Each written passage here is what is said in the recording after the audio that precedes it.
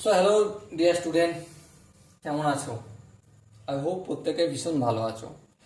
স্ক্রিনের উপর সময় দূরত্ব কার্য এই চ্যাপ্টারে একটা অঙ্ক ভেসে উঠেছে, তাই না? সো অঙ্কটা কি বলেছে প্রথমে আমরা মন দিয়ে বুঝবো, পড়বো, তারপর অঙ্কটা করবো। চলো প্রথমে আমরা পড়ে নিই। একটি গাড়ি ঘন্টায় 30 কিমি যায়, বেশ, এবং পরে এর গতিবেগ ঘন্টায় 3 কিমি বৃদ্ধি পায়, বেশ।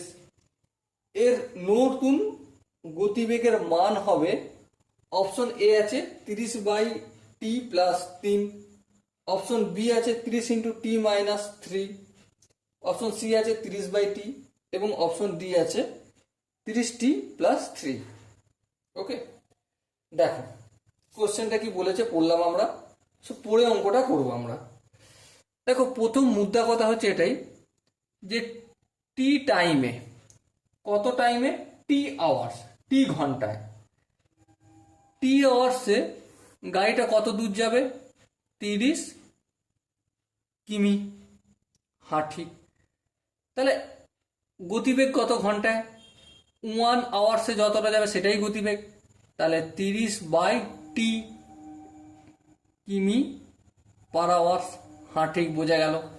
তাহলে বর্তমানে তার গতিবেগ কত? 30/t কিমি/আওয়ার্স। বেশ, বুঝলাম। এরপর দেখো এর গতিবেগ, দেখো কোশ্চেনে বলছে পরে এর গতিবেগ ঘন্টায় 3 কিমি বাড়ানো হলো।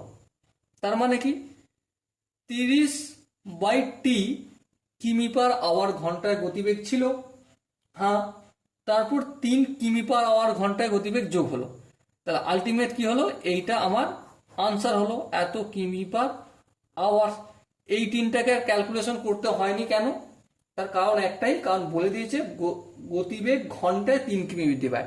তাহলে এটাও গতিবেগ 30/t, এটাও তো কি কিলোমিটার/আওয়ার্সে বের করে নিয়েছি 1 ঘন্টায় কতটা যায়, আর এটাও হচ্ছে 1 ঘন্টায় 3 কিমি বৃদ্ধি হয়েছে, সেটাকে যোগ করে দিলেই হয়ে গেল। সো মাই ডিয়ার ওয়াটসন, এখানে যে 4টে অপশন আছে, 4টে অপশনের মধ্যে option A is the right option.